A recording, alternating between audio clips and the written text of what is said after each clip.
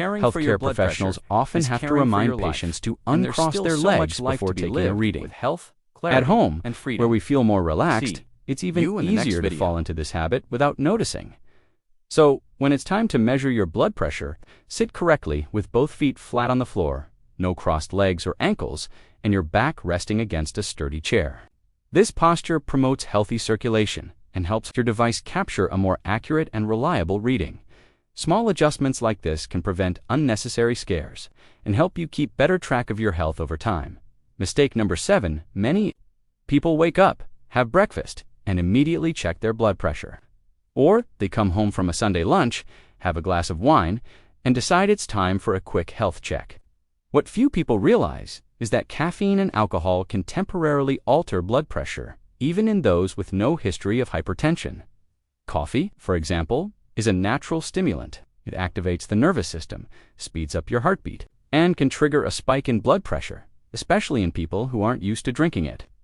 Studies show that for some individuals, systolic pressure can rise by 10 to 15 mmHg.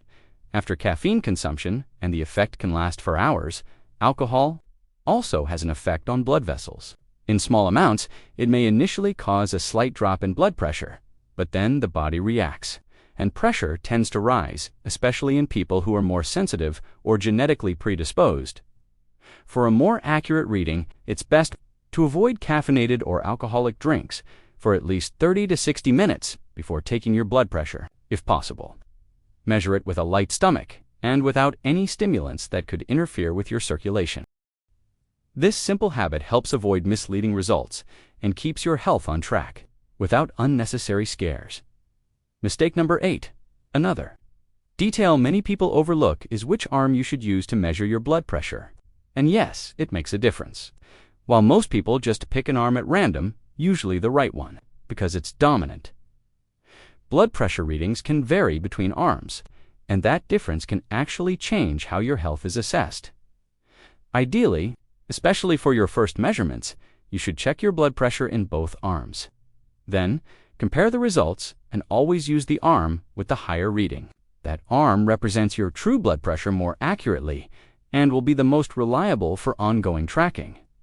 If the difference between arms is significant, for example, more than 10 mmHg, it can be a warning sign. In some cases, it may indicate arterial blockages or other vascular issues, especially in people over 60. That's why it's important to mention this difference to your doctor if you notice it. Once you identify which arm gives the higher reading, always use that same arm for your daily checks. This ensures consistency in your results and helps your doctor better understand how well your blood pressure is being managed over time. It's a simple detail, but it can make all the difference in monitoring and preventing more serious health problems. Mistake number 9. Talking while measuring your blood pressure might seem harmless, but it directly interferes with the result. The same goes for moving around, gesturing, or even getting distracted by your phone during the measurement.